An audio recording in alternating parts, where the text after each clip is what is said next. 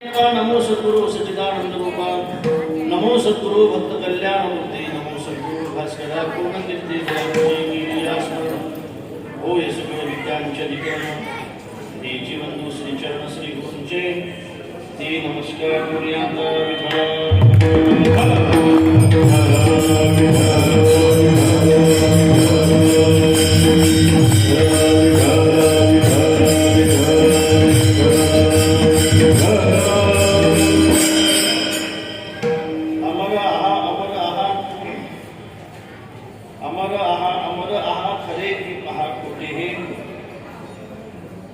न मना देह माझा ऐसा नग भरवसा करेल.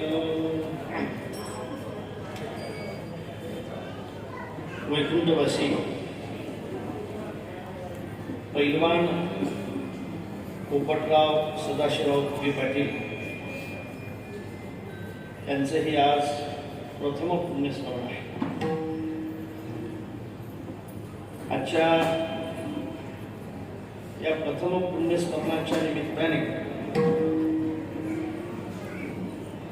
आजच्या कार्यक्रमाचे जे आयोजक आहेत ते श्रीमती भीमाताई पोपटराव फुगे पाटील, विद्यमान नगरसेविका, स्थायी समिती सदस्य, पिंपरी चिंचवड मनपा, म्हणजे श्री दामोदर हिरामन फुगे पाटील, श्री प्रभाकर भागुजी फुगे पाटील, श्री अविनाश मुचिंद्र फुगे पाटील, ध्रुवप राजाराम सदाशिव फुगे पाटील, श्री अंकुशे सदाशिव फुगे पाटील, श्री सम्राट पोपटराव फुगे पाटील.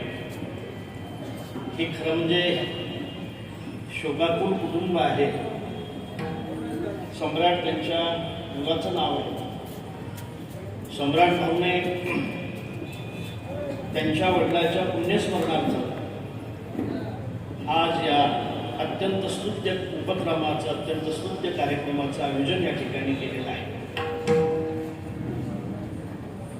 हरिभक्तीपराय अशोक महाराज इतके यांच्या अत्यंत आग्रहामुळे व आपल्या सगळ्यांच्या प्रेमामुळे आजची ही कीर्तन रूपी सेवा आहे. आपण सगळेजण या ठिकाणी उपस्थित आहात. गुरुवर्य आमचे निवृत्ती महाराज ताठी या ठिकाणी उपस्थित आहेत आणि महेश दादा यांचे पिताश्री या ठिकाणी उपस्थित आहेत.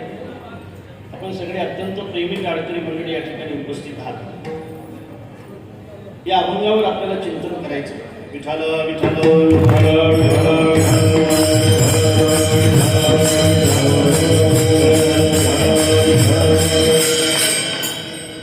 चिंतन सेवेसाठी निवडलेला जो अभंग आहे तो जगद्गुरु जगतवंदनीय महाराष्ट्र भूषण संत शिरोमणी संत सम्राट वैराग्यमूर्ती श्री संत तुकोबाराय यांचा 4 चरणाचा अत्यंत अलौकिक असा हा अभंग आहे. या अभंगातून जगद्गुरु तुकोबाराय खरं म्हणजे आपला परिचय आपल्याला करून देत आहेत. मी असं म्हणेन, ज्या वेळेला आपला परिचय आपल्याला होत नसेल त्यावेळेला आपण कुणाकडून तरी आपला परिचय करून घेणं महत्वाचं असेल. बऱ्याचदा दुसऱ्याचा परिचय आपल्याला व्हावा याबद्दल आपली अपेक्षा असते. आपलाही परिचय लोकांना व्हावा अशी आपली अपेक्षा असते. दुसऱ्याचा परिचय देत असताना त्याच्या फक्त दुर्गुणाचाच परिचय व्हावा अशीही आपली अपेक्षा असते आणि आपला परिचय होत असताना समाजामध्ये फक्त सद्गुणाचाच परिचय व्हावा अशी आपली अपेक्षा असते. आपल्या दुर्गुणाचा लोकांना परिचय होऊ नये ही सर्वसामान्य माणसाची अपेक्षा आहे. दुसऱ्याच्या दुर्गुणाचा व्हावा ही अपेक्षा आहे. पण मला असं वाटतं सामान्यापेक्षा संत हे अत्यंत विशेष असतात. संत आपल्या जीवनाचा परिचय करून देताना दोन्ही बाजूने देतात. एक लौकिक बाजूने परिचय करून देतात, एक वास्तव बाजूने परिचय करून देतात. लौकिक पद्धतीने परिचय करून देत असताना संत असं म्हणतात की मी तर अनाथ अपराध, मी अनाथ आहे, मी अपराधी आहे. आणि वास्तव दृष्टीने परिचय करून देत असताना संत म्हणतात मी वासुदेव आहे, मी तो वासुदेव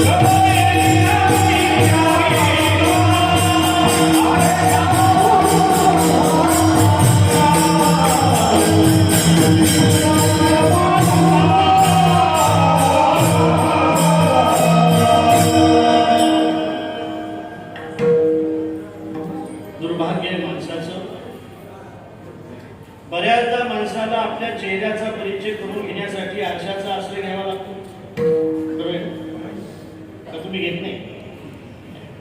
आपल्याला आपल्या चेहऱ्याचा परिचय करून घेण्यासाठी आरशाचा आश्रय घ्यावा लागतो. मला असं वाटते आरसा जर नसता तर आपल्याला आपल्या चेहऱ्याचा परिचय झाला नसता, आपल्या डोळ्याचा परिचय झाला नसता, आपल्या नाकाचा परिचय झाला नसता. आपल्या चेहऱ्याचा परिचय करून घेणारा जर कोण असेल तर तो आरसा आहे. मी म्हणतो असं नाही, माऊली सुद्धा म्हणताय एकची करुणी दुसरे दर्पणाचे नि आधारे. म्हणजे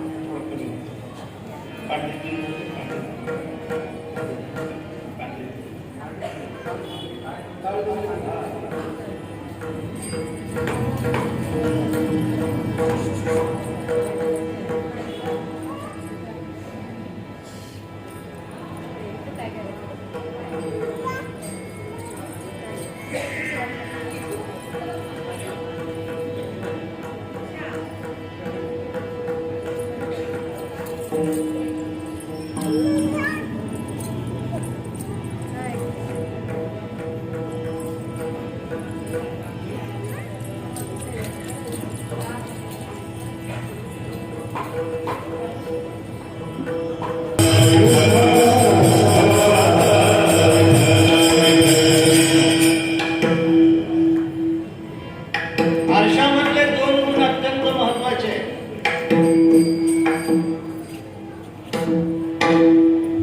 मला असं वाटतंय एखाद्याच्या घरामध्ये फ्रीज असेल, कोणाच्या घरामध्ये नसेल, कोणाच्या घरामध्ये टीव्ही असेल, कोणाच्या घरामध्ये ती नसेल. आता ती आहेच पण सगळ्यांच्या घरात, पण आपण विचार करू. कोणाच्या घरामध्ये फोर व्हीलर असेल, कोणाच्या घरामध्ये ती नसेल. मला असं वाटतं की जगातलं असं एकही घर नसेल की ज्याच्या घरामध्ये आरसा नसेल. हा मला माहित आहे. श्रीमंताच्या घरचा आरसा श्रीमंत असेल, गरीबाच्या घरचा आरसा गरीब असेल. श्रीमंताच्या घरच्या आरशाला स्वतंत्र रूम असेल, त्याला कोणची रूम म्हणताय?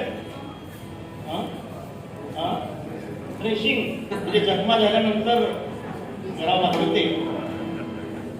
श्रीमंत घरचा आरसा श्रीमंत असेल, गरीबाचा घरचा आरसा त्या कावडाच्या आणि त्या कुडामध्ये खोलेला असेल. कधी त्रिकोणी असेल, कधी षटकोनी असेल.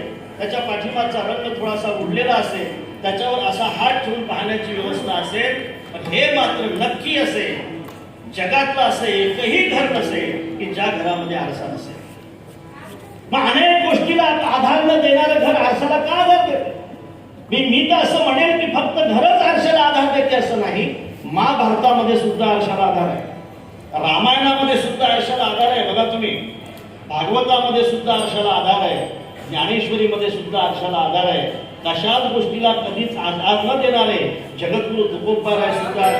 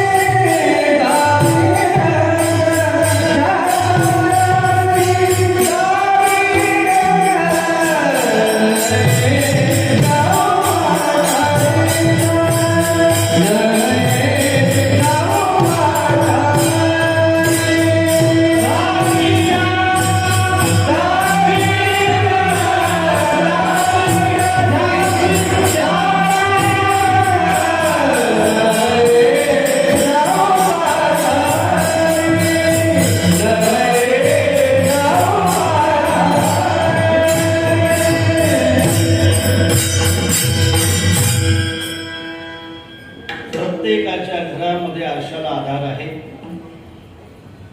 श्रीमंताच्या घरचा श्रीमंत आहे, गरीबाच्या घरचा आरसा गरीब आहे. आरशाला आधार देण्याचं कारण काय की आरशामध्ये दोन गुण अत्यंत, तुम्ही ऐका बरं का सगळं. मला नंतर म्हणजे पोपटरावबद्दल बोलायचं, गेल्या अभंगाबद्दल बोलू, नंतर त्यांच्याबद्दल बोलू शेवटी आणि आपली सेवा थांबू. आरशामध्ये दोन गुण अत्यंत महत्वाचे आहेत. दोन गुण अत्यंत महत्वाचे आहेत. एक गुण मी सांगतो, एक गुण सुद्धा तुम्हाला सांगायचा. तुम्ही आरसा पाहताय ना, काय काय दिसते तुम्हाला? विषय दिसत आहेत ना? आहेत म्हणून दिसतात का नाही म्हणून? आहेत म्हणून दिसतात. अर्थात आरशाचा पहिला गुण असा आहे की आरसा आपल्याला आपला चेहरा दाखवतो. बरोबर आहे साहेब? आरसा आपल्याला आपला चेहरा दाखवतो, हा आरशाचा पहिला गुण आहे. आणि दुसरा गुण कोणता आहे? दुसरा गुण इकडे महिलांनो, मी काय म्हणते तुम्ही लक्ष द्या ना तेव्हा. आरशाचा पहिला गुण आहे आपल्याला आपला चेहरा दाखवतो. दुसरा गुण काय? जसा आहे तसा दाखवतो, हा दुसरा गुण आहे. आणि जसा आहे तसा दाखवतो म्हणून तर बऱ्याचदा माणसाला आरशाचा राग येतो आणि म्हाताऱ्या माणसाला तर जास्त राग येतो. काय होता असं तू, कसा झाला असं तू, असं का तुला वाटी झालं ऐसे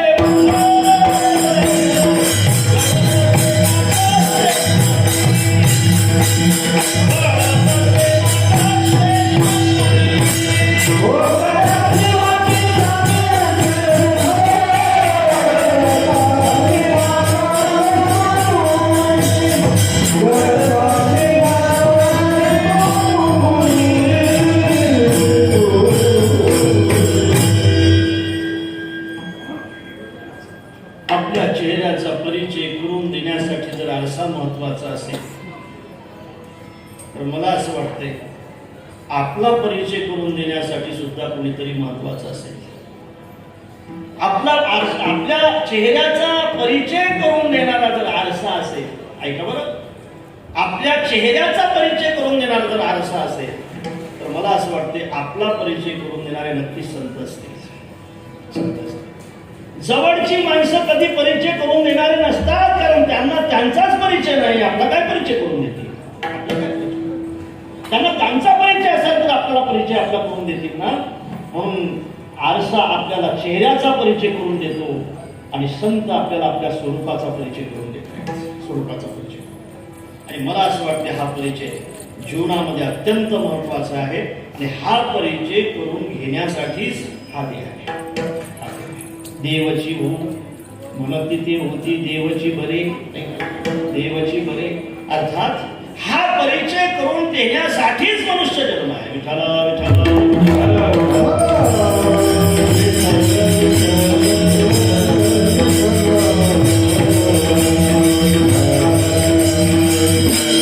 मुगडा देखले प्राणी जरा में हो, देख ले कितना पुण्य है कितना पाप तेरे जीवन में, देख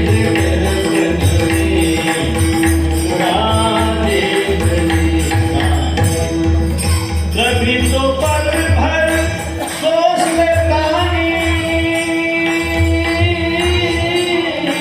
क्या है तेरी गरम कहानी. ऐकते ना तुम्ही सगळे, ऐकते का नाही? तुम्ही जरा ठेवू नका बघा मुलांना, मला त्रास होतो त्याला पाठी मागायचं. तुम्ही कीर्तन ऐकला आपण घरी घेऊन टाका असं मला. कभी तो पल भर सोच ले प्राणी, क्या है तेरी गरम कहानी. पता लगा ले पड़े हैं कितने दाम तेरे दामन में, देख ले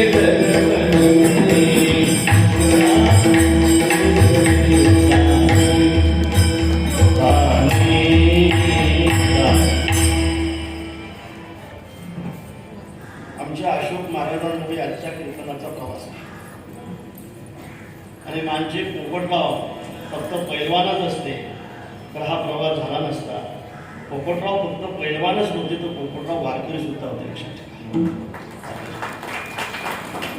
जोग महाराज पैलवान होते आणि वारकरी होते. ज्यांच्या पुण्यस्मरणार्थ हा कार्यक्रम आहे त्यांना सांभाळावं माझी विनंती आहे. तुम्हाला सांगा ताई पाठीमागे आपण नंतर तिच्या लग्नामध्ये आणखी कीर्तन करू आपण. पाठीमागे ते सोडले की इकडेच येईल आणखी. विठ्ठल विठ्ठल विठ्ठल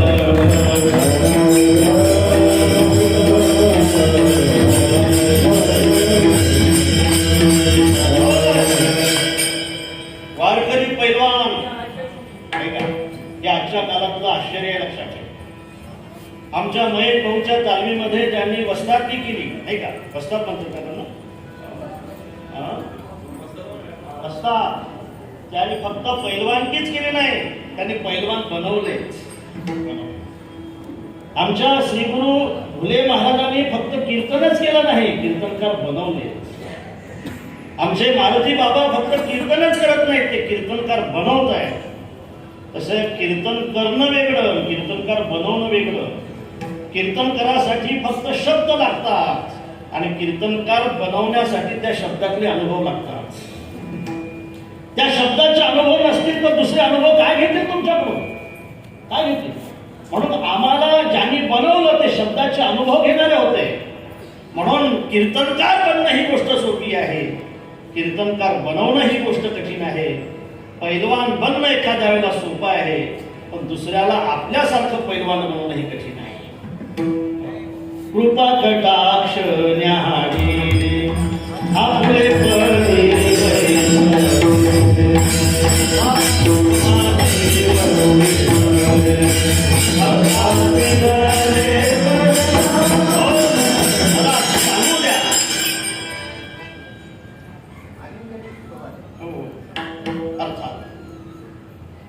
एखाद्या परिसाने एखाद्या लोखंडाला सोनं बनवणं हे सोपं आहे, कारण तो परिसाचा गुण आहे, तो देवाने दिलेला आहे. एखाद्या परिसाने एखाद्या लोखंडाला सोनं बनवणं हे सोपं आहे, पण एखाद्या परिसाने एखाद्या लोखंडाला परीस बनवणं हे त्यातली उदारता आहे. म्हणून पैलवान बनणं सोपं आहे, दुसऱ्याला पैलवान बनवणं ही गोष्ट अत्यंत कठीण आहे, की जे आमच्या पोपटरावने करून दाखवले. आणि म्हणून खऱ्या अर्थाने त्यांच्या निमित्ताने हे कीर्तन आहे. पैलवानकी फार जुनी आहे महाराज. क्रिकेट आता आला तो खेळ, पैलवानकीचा खेळ फार जुना आहे, कुस्तीचा खेळ फार जुना आहे. प्रमाणामध्ये सुद्धा कुस्ती आली. सांगू का? कुस्ती खेळता कासावीसी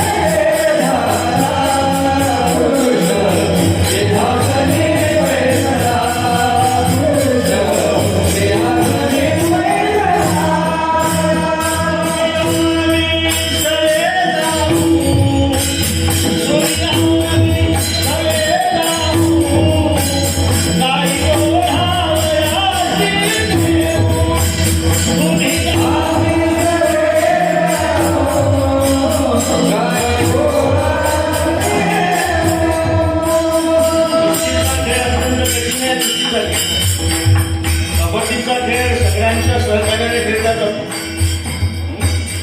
क्रिकेटचा खेळ सुद्धा सगळ्यांच्या सहकार्याने खेळला जातो. कुस्तीचा खेळ खेळण्यासाठी आपल्यातच बल असतो.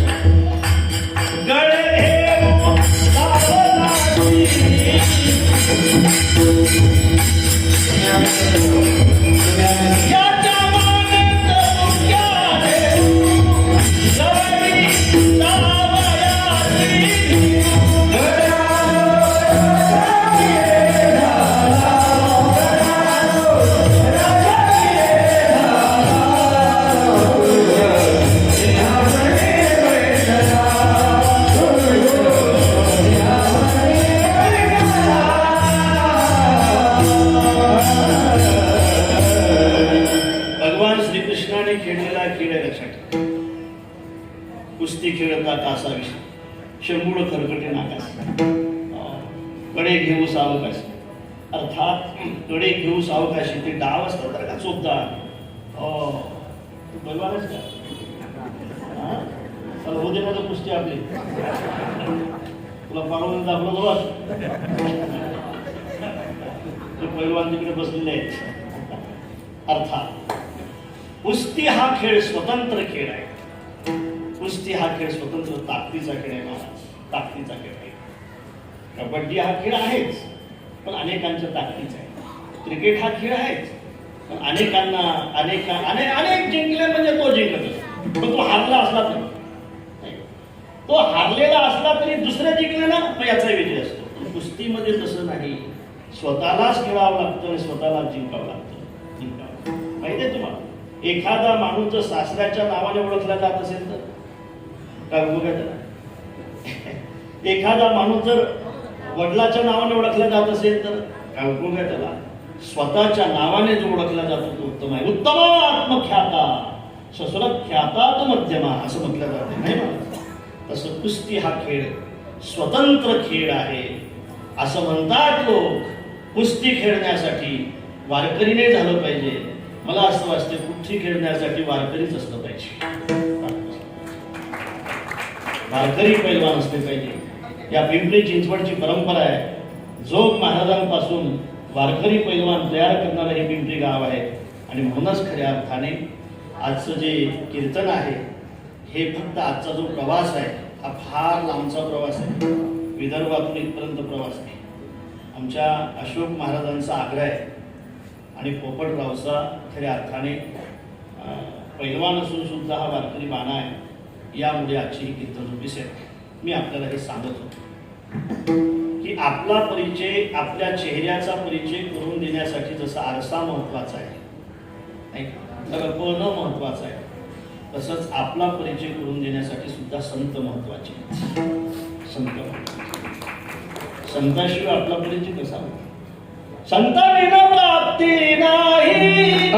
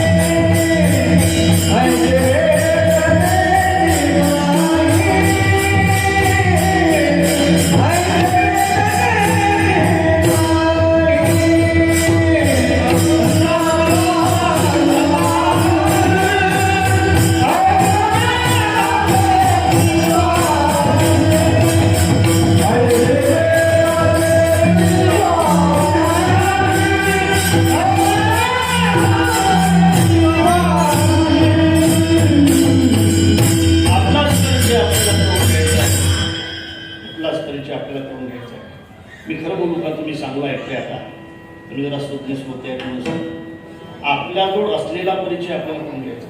आपल्याजवळ असलेला परिचय शेवाळ असलेल्या नदीमध्ये पाण्याचा जो परिचय करून घ्यायचा असतो तो नदीतल्याच पाण्याचा ना नाही का.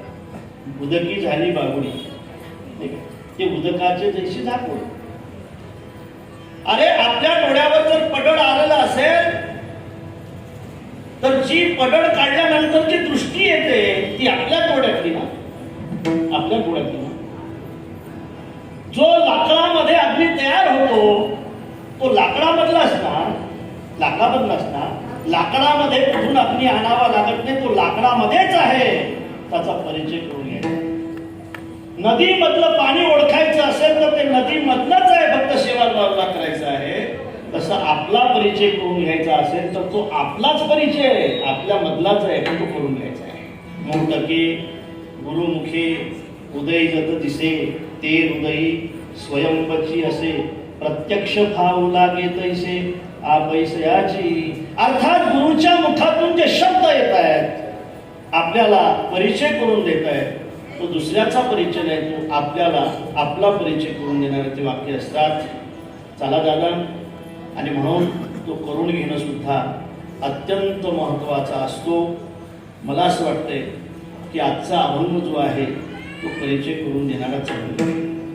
अशी काही साधक मंडळी महाराजांच्या समोर बसली. बसल्यानंतर ज्यावेळेला त्या साधकाने वेदांत ऐकला, त्या साधकाने गीता ऐकली, त्या साधकाने ज्ञानेश्वरी ऐकली, आणि सगळं ऐकल्यानंतर त्या साधकांना आपला परिचय करून घेण्याची इच्छा झाली की महाराज, मग आम्ही नेमके आहोत.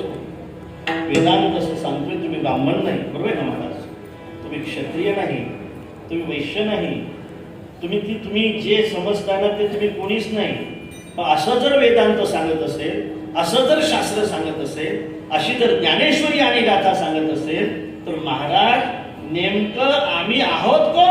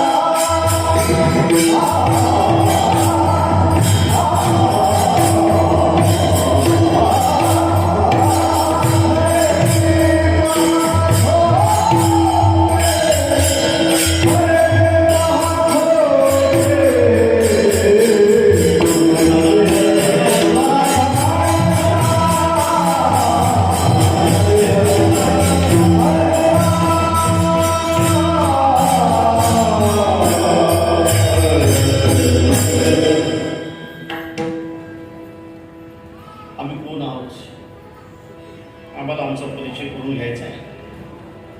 महाराजांनी सांगितलं, तुम्ही अमर आहात. अमर या शब्दाचा अर्थ आपल्याला समजतो ना? अमर म्हणजे कोण?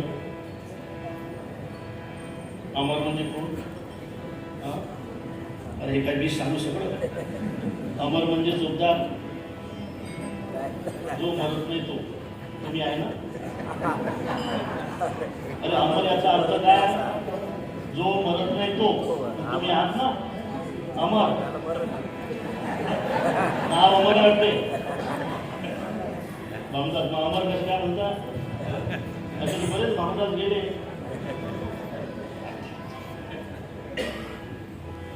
अमर या शब्दाचा अर्थ आहे की जो कधीच मरत नाही, त्याला म्हणतात अमर. आणि महाराज म्हणतायत की तुम्ही तुमचा परिचय जर माझ्याकडून करून घेत असाल तर तुम्ही अमर आहात. आता खरं सांगा, खरं आहे का खोटं आहे? काय सुंदर अभंग आहे महाराज. हे खरं आहे का खोटं आहे? खरं सांगा, खरं आहे खोटं आहे?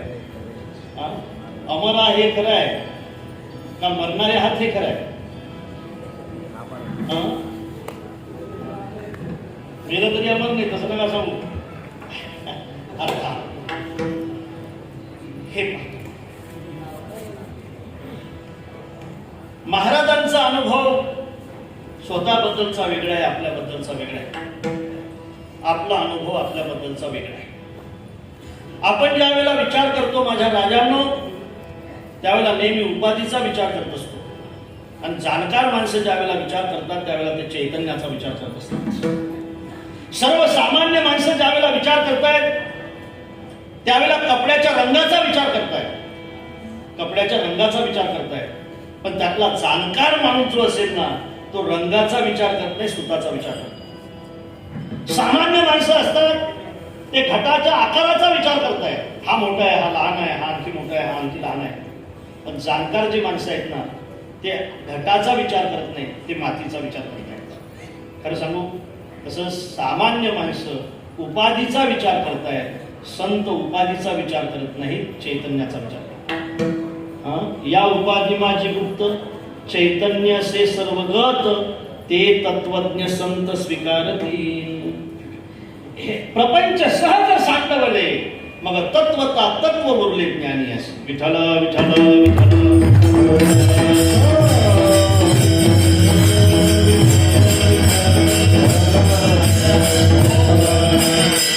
जर सगळा विचार केला, संकल्पित वेळामध्ये आपल्याला थांबायचं आहे. महाराज म्हणतात कमाल आहे, पण आपला अनुभव त्यापेक्षा वेगळा आहे. बऱ्याचदा माणसाला असं वाटते आपण एकदाच मरत असतो, पण माणूस एकदा मरत नाही, महाराज तो प्रत्येक क्षणाने मरत असतो. माणसाचं प्रत्येक क्षणाने मरण आहे, माणसाचं प्रत्येक कालाने मरण आहे, माणसाचं प्रत्येक अवस्थेने मरण आहे, आणि मरण आहे हा आपल्या सगळ्यांचा अनुभव आहे. प्रत्येक क्षणाने माणसाचं मरण आहे. एक क्षणाचा अत्यंत अभाव झाल्याशिवाय जीवनामध्ये दुसऱ्या क्षणाची उत्पत्ती कधीच होत नाही. लक्षात ठेवा, कधीच होत नाही. पहिल्या क्षणाचा अत्यंत अभाव म्हणजे दुसऱ्या क्षणाची उत्पत्ती आहे. तुम्ही कीर्तनाच्या अगोदर जे होते ते आता नाही, आणि कीर्तन संपल्यानंतर तर आताचे आणखी पुन्हा नाही. बऱ्याचदा प्रवाह रूपाने काही गोष्टी आपल्याला सत्य वाटतात, आपण त्याला सत्य मानतो. ते प्रवाह रूपाने असलेलं सत्य आहे, प्रवाह रूपाने असलेलं सत्य आहे. एखाद्या नदीमध्ये जर तुम्ही आंघोळ करण्यासाठी गेला, तिथं जर तुम्ही उड्या मारल्या, दुसऱ्या दिवशी काही मित्र घेऊन जर त्याच ठिकाणी आपण गेलो, तर आपण सहज म्हणत असतो की याच पाण्यामध्ये आम्ही काल अंग धुतलंय, याच पाण्यामध्ये आम्ही आंघोळा केलाय. बरोबर आहे, बरोबर आहे. हे कालचं पाणी आहे, कालचं पाणी नाही, कालचं फार दूर वाहून गेलंय, फार दूर वाहून गेलं. प्रवाह रूपाने एखादी गोष्ट जरी तुम्हाला सत्य वाटत असली तर ते सत्य नाही, ते मिथ्या असते. ऐकायला माझा हा एवढा विचार कीर्तनाचा अत्यंत महत्वाचा आहे. माणसाचं मरण प्रत्येक क्षणाने आहे, प्रत्येक क्षणाने, प्रत्येक क्षणाने माणूस जात राहतो. म्हणून तर महाराज म्हणतात, क्षणभंगुर नाही भरवसा, भारे सागर करुणा माया, काही नसले पुढे पुढे घोर आहे.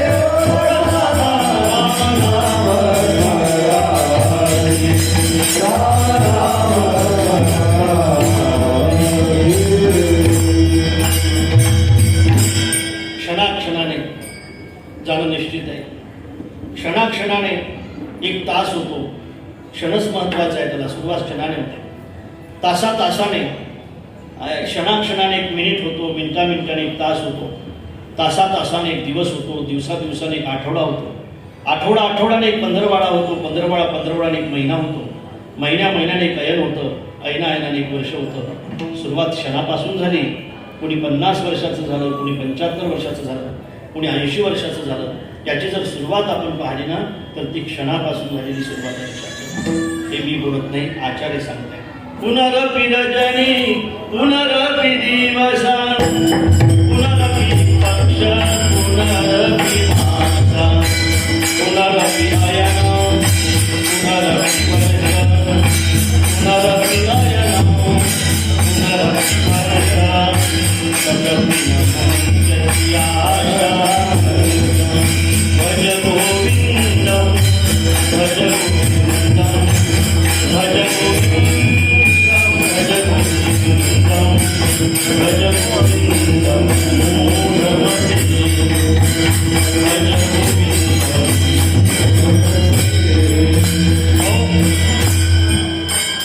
प्रत्येक क्षणाने माणसाचं जाणं निश्चित आहे.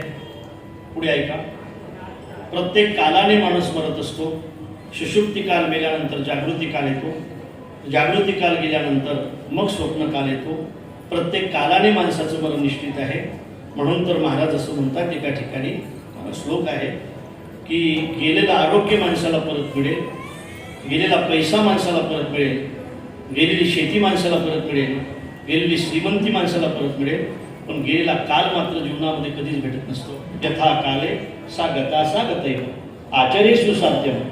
तुम्ही जर आरोग्य बिघडलं, पथ्य जर चांगलं पाळलं, औषध जर वेळेवर घेतली तर आरोग्य मिळू शकतं. कष्ट जर केले, प्रारब्धाची साथ जर भेटली तर पुन्हा तुम्हाला श्रीमंती भेटू शकते. हे सगळं पुन्हा पुन्हा भेटण्यासारखं आहे. पण काल मात्र माणसाला पुन्हा पुन्हा कधीच भेटत नसतो. पण काल जीवनामध्ये श्रीमंतीपेक्षा सुद्धा महत्वाचा असतो. काल जीवनामध्ये श्रीमंतीपेक्षा सगळ्यापेक्षा जर काय महत्वाचं असेल तर काल महत्वाचा आहे. त्या कालाचा योग्य विनियोग करणं सुद्धा अत्यंत महत्वाचं आहे. ऐका माझ्या राजांनो, ऐकताय तुम्ही असं मी समजतो. विषय असा आहे, माणसाचं मरण प्रत्येक कालाने आहे, प्रत्येक क्षणाने माणसाचं मरण आहे, प्रत्येक कालाने माणसाचं मरण आहे, प्रत्येक अवस्थेने माणसाचं मरण आहे. तथा देहांतर प्राप्ती धीरस तत्र न मुह्यते, असंच ना. तथा देहांतर प्राप्ती देहिनोस्मिन्यथा देहे कौमारे यवनम जडः तथा देहांतर प्राप्ती. अर्थात बालपण मेल्याशिवाय तारुण्य येत नाही, तारुण्य मेल्याशिवाय म्हातारपण कळत नाही, येत नाही. बघा तुम्ही अजूनही जरा मी सांगतो तो बघा तुम्ही. वेणेकरी माझा ऐकसाल, ऐकसाल तुमच्याशी संवाद केल्याने म्हणजे सगळ्यांना समजेल. तुमचे लहानपणचे फोटो आहेत का? लहानपणचे पण लग्नातले आहेत? लग्नात फोटो होते तुमच्या? मला माहिती. बरं, लग्नात घोडा होता का बैलगाडी होती? बैलगाडी. बैल कसे होते? पांढरे होते का ढवळे होते? पांढरे होते ना, ढवळे नव्हते.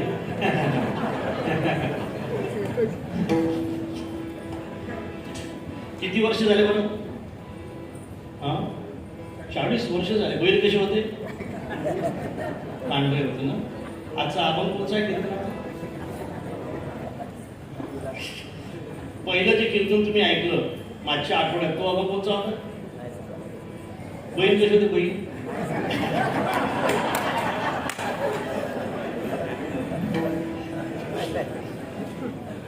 तुझे बैल होते ना? काही होतं का नाही मला लग्नात? काय होतं? पहिलंच होते ना. किती 2 ना तर 3 होते.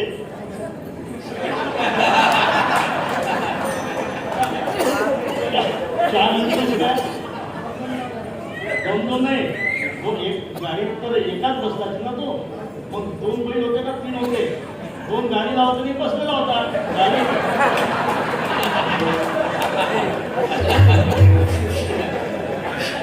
3 बैल होते म्हणजे 2 गाडीला होते, एक गाडीत बसलेला होता.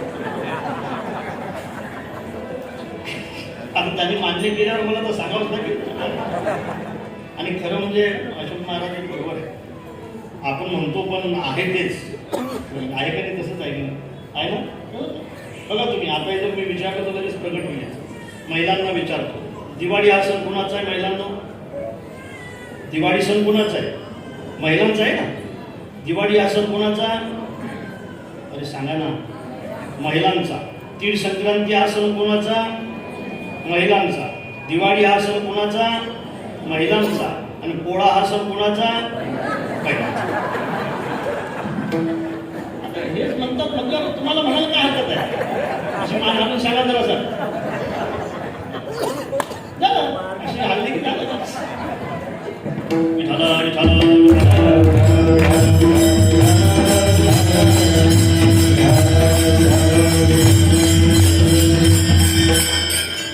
मला माझ्या अभंगासाठी बोलायचं आहे.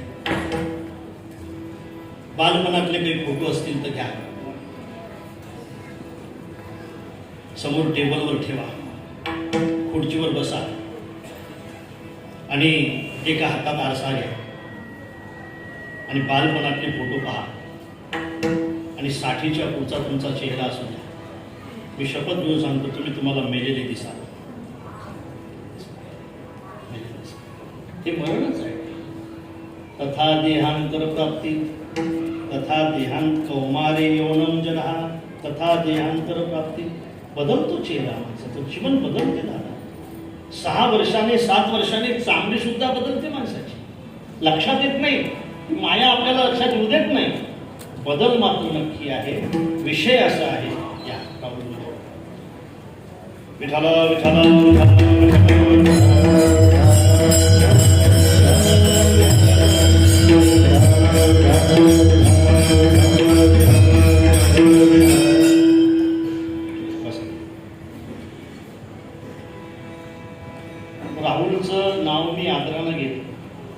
त्याचं कारण ते महापौर होते म्हणून नाही. आम्ही जे विदर्भामध्ये सेवा संकल्प म्हणून आश्रम चालवतो त्याच्यामध्ये बेवारस मानसिक मनोरुग्ण आहेत. अशोक महाराज 150 बेवारस 12-17 राज्यातले. त्यांच्या अंगामध्ये किडे पडलेले आहेत, त्यांचे हात तुटलेले आहेत, भयंकर भयंकर अवस्थेमध्ये आहेत. महिलांची अवस्था तर फार भयंकर. असे 150 मनोरुग्ण त्या ठिकाणी सांभाळल्या जात आहेत. 400 ते 500 मनोरुग्णाची व्यवस्था त्या ठिकाणी करायची आहे. बेवारस बेवारस रस्त्यावर कुठेही पडले असे 150, 400, 500 मनोरुग्णांच्या व्यवस्थेचं काम चालू आहे. आणि त्या व्यवस्थेमध्ये आमच्या राहुल भाऊची आणि खरं म्हणजे आमदार साहेबांची, महेश भाऊची फार मोठी मदत आहे आणि म्हणून मी त्यांचा आदर मानतो. नाही तर बाबा महापौर आले म्हणून तुम्ही या दादामधले असा काही विषय नाही.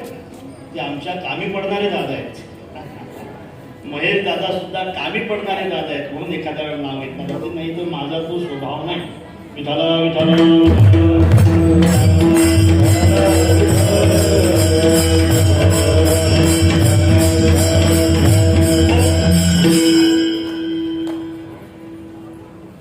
प्रत्येक अवस्थेने मरण आहे, प्रत्येक कालाने मरण आहे, प्रत्येक क्षणाने मरण आहे. आपण जाणारे आहोत हा आपला अनुभव आहे. अहन्य आणि भूतानी गष्ट्यंती अमालयम शेषस्थिरत्वमिच्छन्ति किमाश्चर्यमत परम. त्या यक्षांना उत्तर देत असताना उत्तर दिलेलं उत्तर आहे धर्मराजाने. मला हे सांगू द्या की आपला तो अनुभव आहे. आपण त्याच्यासोबत जात असतो. त्या ठिकाणी सगळेजण जमत असतात, सगळेजण त्या ठिकाणी जवळ येत असतात, सरंग रचत असतात आणि त्या ठिकाणी त्याला आगही लावत असतात, अग्नी डाग देत असतात. मला वाटतं हे सगळं घडत असतं. हे त्याच्यासाठीच घडतं असं नाही, जे गेले त्यांच्यासाठीच घडतं असं नाही, जे पोस्ट करून देण्यासाठी जातात त्यांच्यासाठी सुद्धा हेच घडत असतं. एक पहा एकाची दहने सावध त्या गुणे कारे नव्हा अरे नव्हा. ये अकेले आने वाले तू अकेला जाएगा, तू अकेला जाएगा. तू जमाने में चला आया है जाने के लिए, सोचता रहता है घर अपना बसाने के लिए. ए अवध के पास बाबे क्या ख्वालों के गुलाम, चाहता है नरम बिस्तर पर करे अपना मकान. शम्मा को रोशन दिया है रोशनी के वास्ते, ऐसा का सामान ढूंढा जिंदगी के वास्ते. कब्र में सोना है तुझको वाम घर को छोड़कर, कब्र में सोना है तुझको वाम घर को छोड़कर. नकली घर तूने बसाया असली घर को छोड़कर. ये अकेले आने वाले तू अकेला जाएगा, तू अकेला जाएगा. इथे गुरु नाही आले अवतार,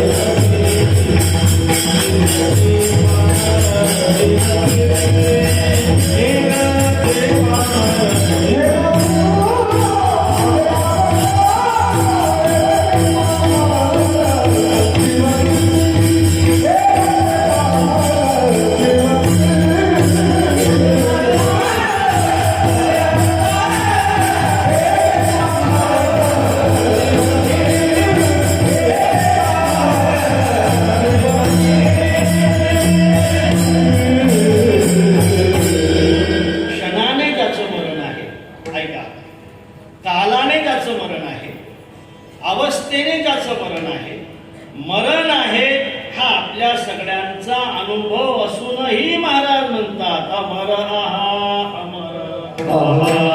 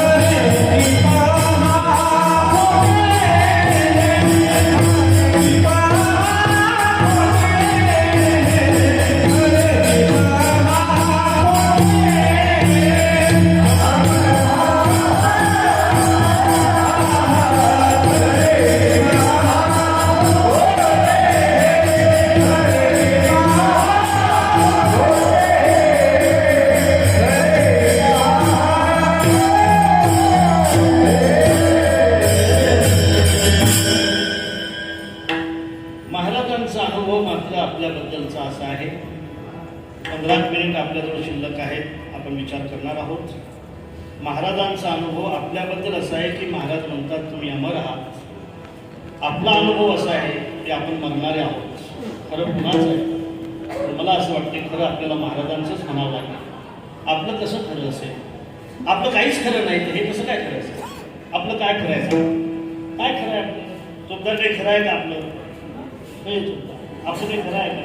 तुझं म्हणतो मी घरी सुद्धा नाही. बरं घरी गेल्यावर तुझी आरती होते का? अशी ओवाळतात ना. असं कसं ओवाळतात? असं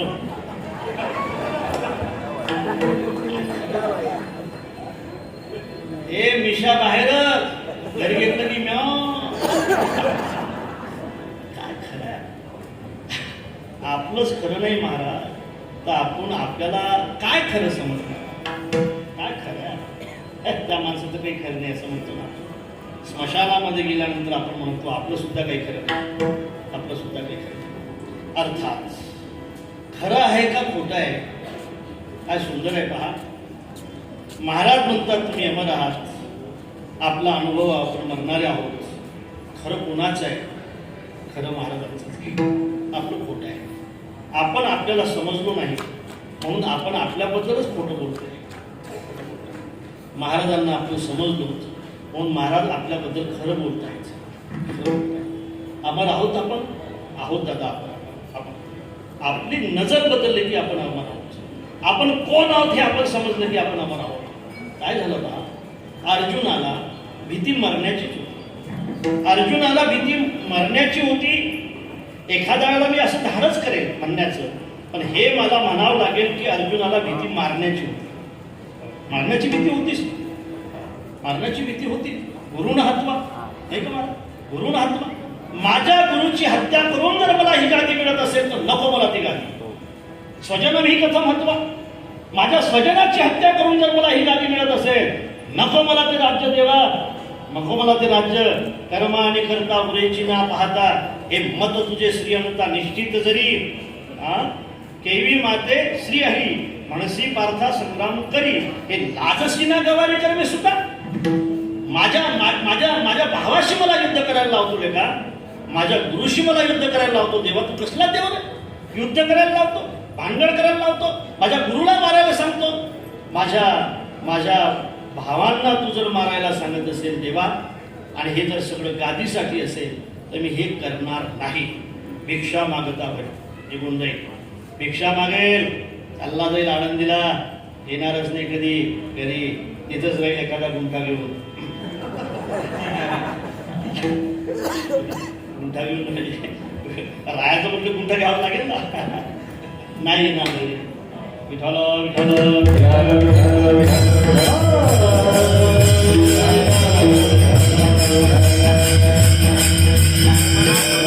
होऊन जाईल. बघा बरं काय सुंदर आहे. पण मी माझ्या समोर उभ्या असलेल्या गुरुची हत्या करणार नाही. का करणार नाही त्यावेळेला अर्जुन म्हणतोय जेथीचा कृपा लाईजी वरू पुढे तेथीचे म्हणे व्यभिचारू. अरे मी काय भस्मासूर अर्जुन म्हणे? मी काय त्यांनाच मारू की ज्यांनी मला बाण सोडायला शिकवलं? मी त्यांना मारणार नाही. मी युद्ध करणार नाही. अर्थात अर्जुन क्षत्रिय होता. त्याला मरायची भीती नव्हती पण अर्जुनाला मारायची भीती मात्र नक्की होती. मारायची भीती होती.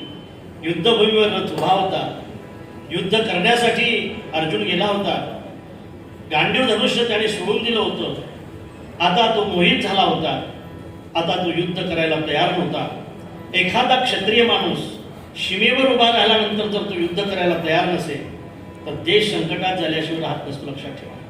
म्हणून देशाने आज आपला देश खऱ्या अर्थाने सुरक्षित आहे. मी तर असं म्हणेल पाकिस्तान पासून तर सुरक्षित आहेच पण आता चीन पासून सुद्धा सुरक्षित आहे. लक्षात ठेवा. आता मला माझ्या विदर्भातील तुकडोजी महाराजांचं एक आठवते. तैयार हुआ अब हिंद तुम्हारे साथ आओ चीनियो मैदान में देखो हिंद का हाथ. देखो हिंद का हाथ. चीनियो अब आओ मैदान में. गेला तो भारत. आता भारत समृद्ध भारत आहे. आता भारत बस 56 इंच छातीवाल्याचा आहे. तैयार हुआ अब हिंद तुम्हारे साथ आओ चिनियो मैदान में देखो हिंद का हात. आता चिनी जरी मैदानात आले तरी चिन्याची वाट लावल्याशिवाय आपण राहणार नाही. म्हणून क्षत्रिय अत्यंत महत्वाचे असतात, योद्धे अत्यंत महत्वाचे असतात, शूर अत्यंत महत्वाचे असतात. जे शूर असतात ते मरणाला कधी घाबरत नसतात. दिल दिया है जान भी देंगे हे वतन हर करम अपना करे, हे वतन तेरे लिए. तो मेरा कर्मा, तो मेरा धर्मा आणि तोही मेरा अभिमान आहे. मला जे करायचंय ना ते मला देशासाठी करायचं आहे.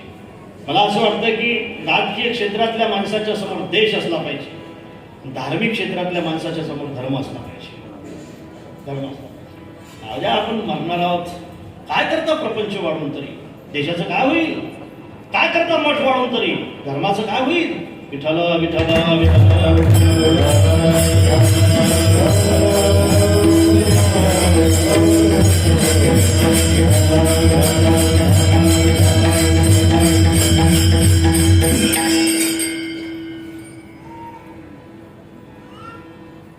शूर आम्ही सरदार आम्हाला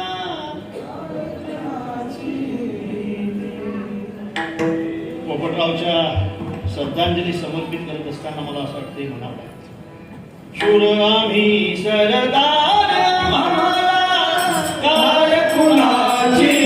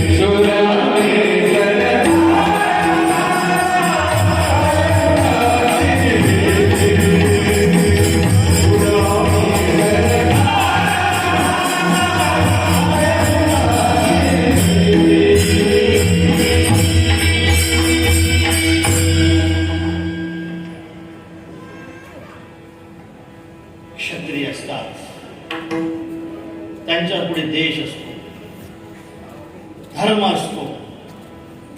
ज्यांच्या पुढे धर्म असेल ते धार्मिक असतात,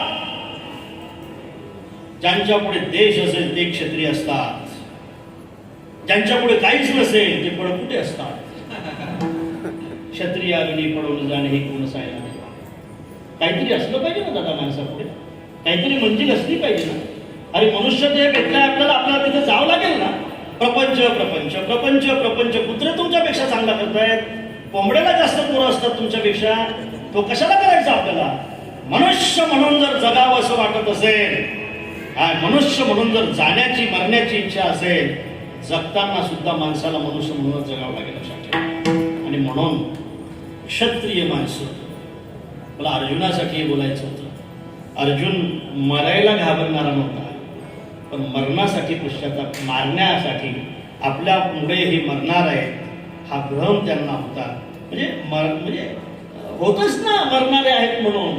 त्यावेळेला ऐकाकडे आता त्यावेळेला भगवंताने त्याला विचारलं, अर्जुना तू आधीची काय हे नेलीस? हे गोत्रजन ओळख असेल नाही का? हा वायाची काय करशी अतिशो आता एका माहित नव्हतं तुला आपल्याला कोणाशी युद्ध करायचंय म्हणून हे माहित असताना इथं आला लेखन आता नाही म्हणतो वा रे वा आम्हाला घेऊन आला इथं म्हणतो सारथी बनवलं आम्हाला तुझं आम्ही लेखा कोणाचे सारथी बनणारे आहोत का रे इथं घेऊन आला तर आम्हाला आता युद्ध करत नाही म्हणतो लेखा युद्ध केलं पाहिजे तू म्हणजे नाही करणार जा नाही करणार नाही ऐकणार मी तुझं असं जर घडत असेल माझ्याकडून तर त्यावेळेला भगवंताने त्याला जी नीती सांगितली ती अत्यंत महत्वाची ऐका आता अभंगासाठी तू यांच्याबद्दल शोक करतो म्हटले करतो कशाबद्दल शोक करतो देहाबद्दल करतो म्हटले हा देहाबद्दल करतो यांच्या देहाबद्दल मला शोक आहे यांच्या देहाबद्दल मला शोक आहे यांच्या देहाबद्दल मला शोक आहे असं म्हटल्यानंतर भगवंताने त्याला सांगितले अर्जुना मूर्ख आहेस तू देहाबद्दल शोक केला आणि तू मारला तरी हे मरणारे आहेत आणि नाही मारला तरी हे जाणारे आहेत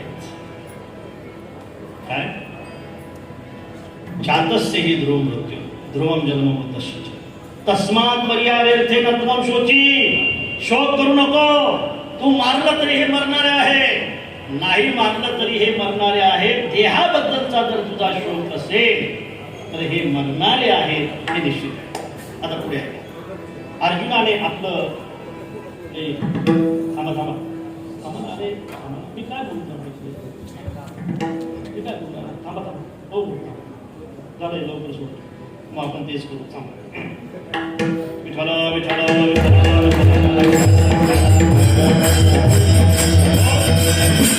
देहाबद्दलचा शोक असेल तर देह मरणाराच आहे शोक करू नको अर्जुनाने आपलं उत्तर बदललं माझा शोक जीवात्म्याबद्दलचा आहे म्हणजे जीवात्मा मारला जाईल म्हणून आहे मग तरी का आणखी मूर्ख आहेस तू जीवात्मा आपल्या कर्माप्रमाणे दुसऱ्या शरीरामध्ये प्रविष्ट होत असतो याच्याबद्दल शोक करण्याची गरज नाही वासांशी जीर्ण आणि यथामी हाय जैसे जीर्ण वस्त्र सांडीजे मग नूतन वेडीजे तैसे देहांतराचे स्वीकारीजे चैतन्य नाते इथं चैतन्य हा जो शब्द आहे तो जीवात्म्याला धरून आहे जीवात्म्याबद्दल शोक करत असेल तरी करू नको देह कारण जीवात्मा आपल्या कर्माप्रमाणे दुसऱ्याकडे जाणार आहे देह हा निश्चित मरणार आहे मग अर्जुनाने थोडंसं आपलं उत्तर बदललं आणि अर्जुन म्हणतो जीवात्म्याबद्दल नाही मी आत्म्याबद्दल शोक करत आहे आत्म्याबद्दल आलो आपण ठिकाणी आत्म्याबद्दल करतो मग तर लेखा अर्जुना तू फार मूर्ख आहेस आत्म्याबद्दल जर तुझा शोक असेल तर आत्मा का तुझ्या शस्त्राने मरणार आहे नाही ना चिंतनती शस्त्राने अरे शस्त्राने तो का मरणार नाही शस्त्राने तर अनेक लोक मरत असतात ना आत्मा का मरत नाही त्याच उत्तर आहे अमर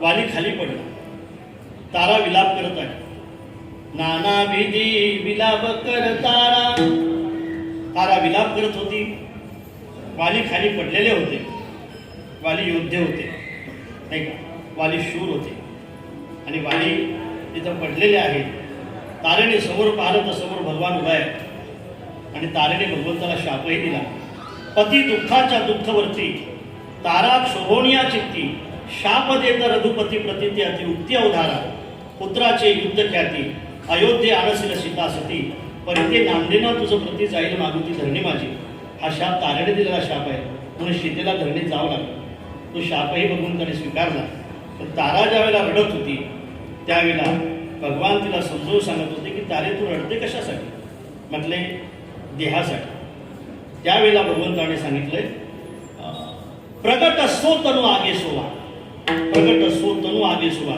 देहाबद्दल जर तुझं रडणं असेल तर तो तुझ्या समोर पडलेला आहे आणि जीव नित्य किही लघुत मनोवा आत्म्याबद्दल जर तुझं रडणं असेल तर तो नित्य आहे म्हणून महाराज म्हणतात अमर आहा खरी की पहा खोटेही हे खरं आहे का खोटं आहे देहाच्या दृष्टीने जर तुम्ही विचार करत असाल तर त्याचा अमरपणा खोटा आहे तो मरणार आहे आत्म्याच्या दृष्टीने जर तुम्ही विचार करत असाल तर त्याचा अमरपणा खरा आहे, तो मरणारा हे खोटं आहे. म्हणून खरे की पहा खोटे हे तुम्हाला कळावं असं वाटत असेल तर न म्हणा देह माझा ऐसा मग भरवसा कळेल. तुम्हाला भरोसा कळावा अमरपणाचा असं वाटत असेल तर महाराज म्हणतात तुम्ही एक काम करा, हा देह माझा समजू नका. मग कोणाचा समजा? देह हे काळाचे धन कुबेराचे, देह हे काळाचे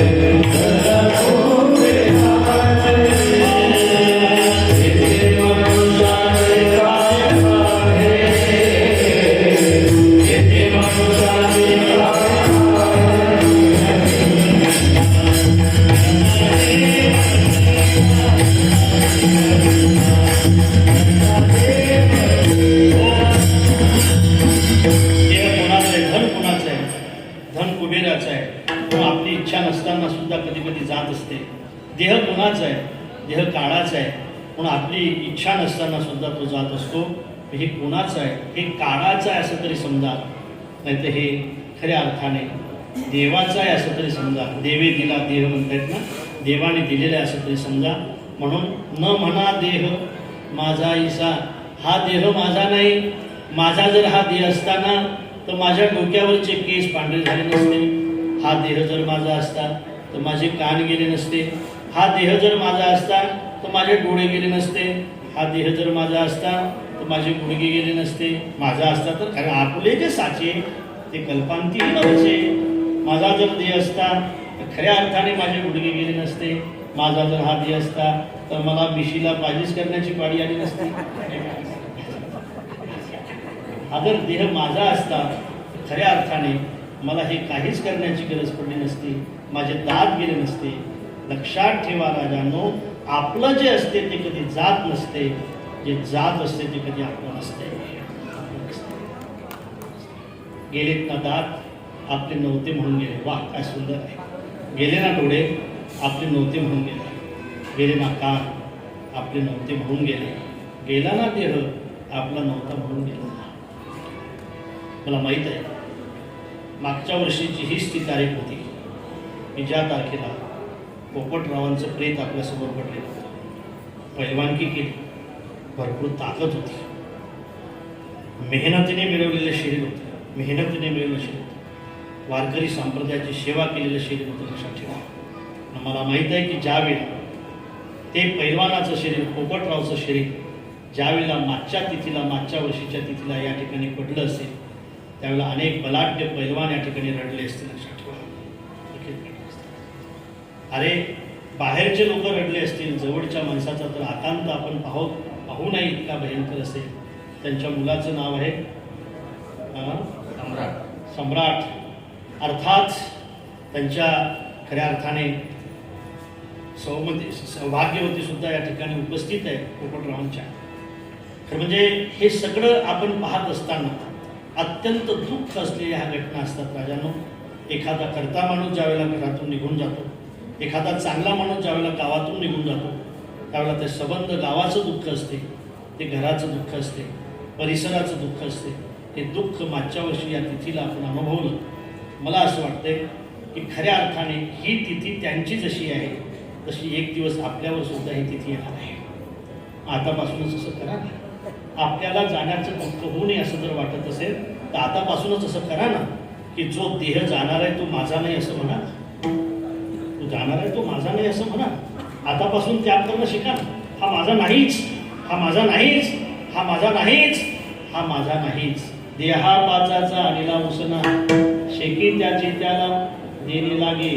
अर्थात हा उसना आणलेला आहे, हा द्यायचा आहे. म्हणून अमरपणाचा भरोसा करावा असं वाटत असेल न म्हणा देह माझा ईसा मग भरवसाकडे.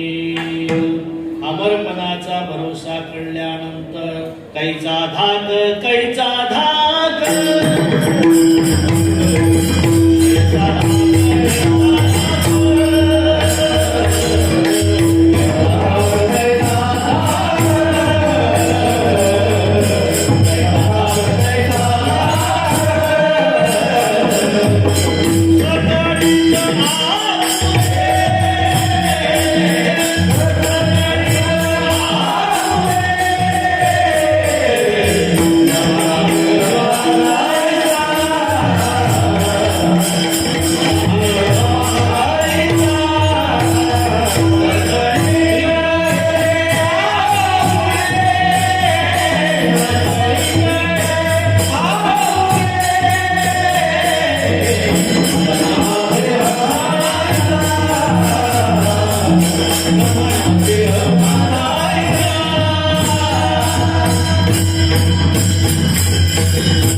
आपण अमर आहोत याचा भरोसा कळल्यानंतर मरणाला भिण्याची काय गरज आहे?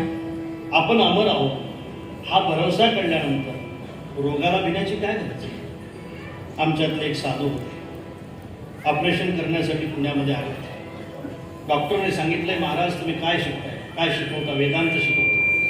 मग वेदांत शिकवता असं म्हटल्यानंतर तुमचं देहावरचं ममत्व गेलं असेल ना? म्हटलं नक्की गेलं. मग तुम्हाला ऑपरेशन करताना बेशुद्ध करण्याची गरज पडली नाही पाहिजे? म्हटले अजिबात नाही पडली पाहिजे. आता माझी शपथ आहे तुला, मला बेशुद्ध न करता तू ऑपरेशन करायचं. न म्हणा देह मागायचा, मला बेशुद्ध न करता तो माझं ऑपरेशन केलं पाहिजे. यालाच म्हणतात की देहासक्ती गेल्यानंतर देह माझा नाहीच तर मला कसलं आहे? एक गुरुजी चालले होते आणि शिष्यही त्याच्या पाठीमागं होते आणि एक कुत्रं कुठून तरी आलं अशोक आल्यानंतर त्या कुत्र्याने गुरुजीचा पाय पकडला आणि पाय पकडल्यानंतर असा पोटलीचा गोंदा सोडला. गेलं कुत्रं, हल्लंय त्या शिष्याने. शेवटी ते रक्तबंबाळ पाय पाहला. त्यावेळेला गुरुजीला म्हटलं, गुरुजी तुम्ही खुशाल हसताय, तुमचे पाय तोडलाय. त्यावेळेला गुरुजी म्हटले, कुत्रा जाणे चमडा जाणे, चमडा जाणे आणि कुत्ता जाणे. न म्हणा देह मग भरवसा कडेल. मग कैसा धाक? कोणाचा धाक? यमाचा? अरे दडदड दडदड दुडदुड दुडदुड. म्हणून कैसा धाक सकडी का फुले. महाराजांना आपण असं विचारू, महाराज आम्ही अमर आहोत म्हणजे नेमके काय आहोत? अभंगाच्या शेवटच्या